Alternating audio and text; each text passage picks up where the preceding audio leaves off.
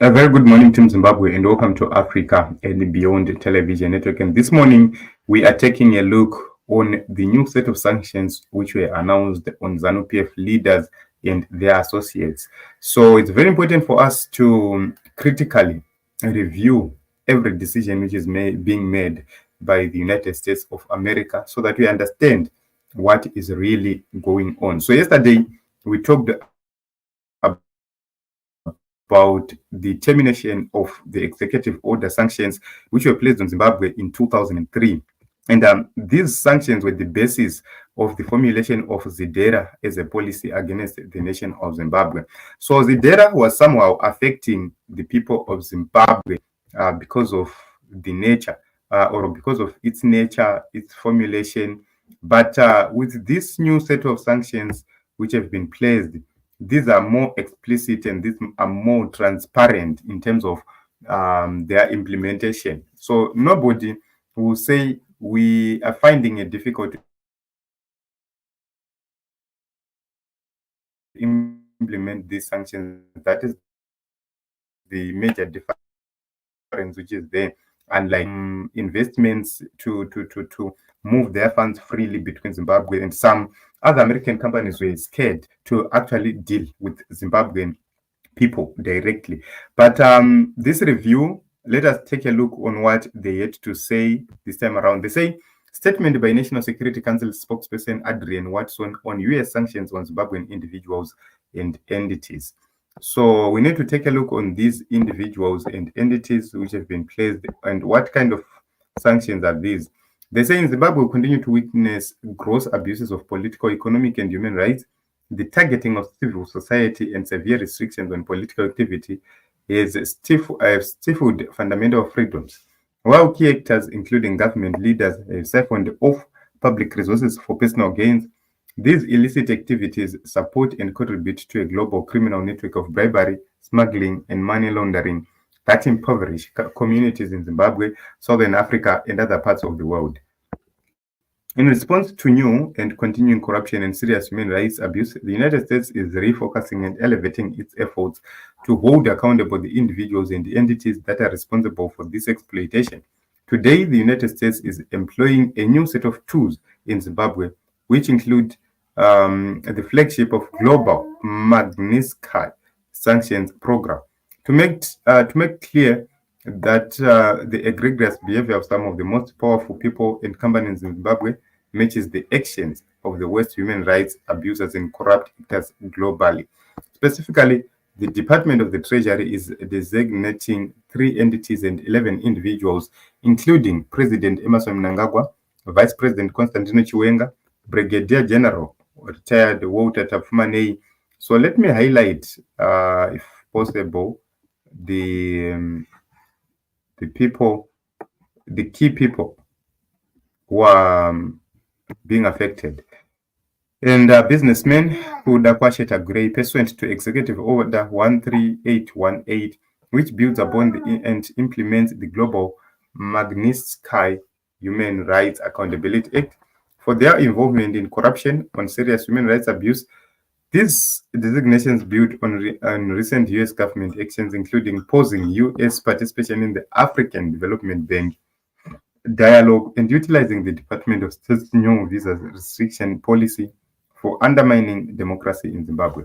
These steps are concurrent with the termination of the pre-existing Zimbabwe sanctions program that began in March 2003 and expanded on subsequent orders. Actions to retire the previous sanctions program and designate key actors under the Global Magnitsky Sanctions Program are part of the ongoing effort to ensure that they are promoting accountability for serious human rights abuse and corruption in a targeted and strategic manner. Sanctions on these individuals and entities do not represent sanctions on Zimbabwe or its public. The administration reaffirms its commitment to work with the people of Zimbabwe, will continue to robustly support civil society, human rights defenders, and independent media to promote values consistent with the Zimbabwe Democracy and Economic Recovery Act of 2001, and take additional measures to hold accountable those who deny Zimbabweans their democratic freedoms and good governance they deserve. So this is what this statement reads. And other people who have been placed on such kind of sanctions include Mnangagwa. She is now part of these sanctions. And other people who were dropped from the sanctions list include Emerson Junior Mnangagwa is no longer there. Is no longer designated on the sanctions list. So you'd see that other entities which are involved, we have Anita Road, I'm forgetting the name of such companies, and those are the companies Vana Fossil. Those are the companies that are placed on sanctions at this moment in time. And if you take a look on this kind of sanctions, they are going to allow some people, individuals within the nation of Zimbabwe, to be doing transactions with US companies without any problems. So if you're not linked to these people, I believe that the enforcers of these sanctions will enable you to be able to do business directly with American companies. For example, X, it's difficult for you to receive funds here in Zimbabwe from X because of the previous sanctions, but I hope they are going to adjust their policy and allow people from Zimbabwe to directly have accounts with X so that they can get their monies if they have any monies. So this is what is happening at this moment in time, and a lot of changes, and we hope for the better, we hope for the best, and we do not know how best they are going to hold these individuals to account for any actions they've been accused of. But we are glad that Zimbabweans are off the hook finally. We have seen so many celebrations from Team ZANU-PF. They're actually celebrating. They're actually happy because of the removal of these sanctions. And let me try to go back to the main reacting. Let us go back and understand how people are taking all these things. So we need to share different views of our people regarding the issues of sanctions so that we understand what people think. So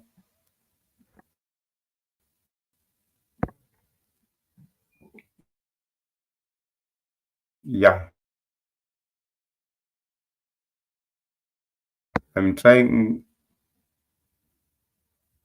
Yeah, so stable currency, the opening of industries, the flow of FID, increase of job opportunities, increase in global trade, all those things, we expect to see them happening right now. So all other persons sanctioned under the old Zimbabwe sanctions law will be removed today. That is yesterday. They'll be removed, which means it's a fresh start for the country of Zimbabwe. So, and the US is imposing sanctions on 14 individuals and entities in Zimbabwe under global Magnitsky while terminating our Zimbabwe focused sanctions program. This represents an opportunity for the government of Zimbabwe to undertake key democratic reforms. So, Zimbabwe is no longer under sanctions, and this is good news. Okay, so on the new US sanctions regime on Zimbabwe, what it means to you. So it's something else in Zimbabwe. Let us take a look on the facts right here, presented by Advocate Father. So the new sanctions regime affecting 11 persons in Zimbabwe, and the first designation of a sitting head of state. So the law enacted by the US in 2016 empowers US to sanction foreign individuals who have committed gross human rights abuses or been involved in significant corruption. Right. Named after Russian Sergei Magnitsky. Okay. Magnitsky exposed corruption and misconduct by Russian government officials while representing client Hermitage Capital Management. Magnitsky was arrested in 2008, died after 11 months in police custody. His ordeal generated international attention and triggered official and unofficial inquiries to allegations of corruption and human rights abuses in Russia. So we want a Zimbabwe where no leader commits human rights atrocities and corruption so damaging that other states impose sanctions. It's a symptom that something has gone dangerously wrong at the top. So there's no clear explanation on how they can be enforced and on how they can change the trajectory about corruption in the nation of Zimbabwe. So Akande Chilema said that pleased to see President Biden terminate the Zimbabwe sanctions program. This is further evidence that President Biden listened to African partners. We hope this is an opportunity for a new direction for Zimbabwe and the regional engagement. Okay. So we've seen a lot of comments. Other people are celebrating from ZANU-PF, but others are not celebrating. This is, yeah.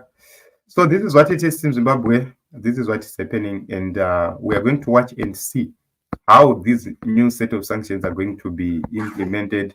Are they going to be directed on the president alone, or we are going to watch and see?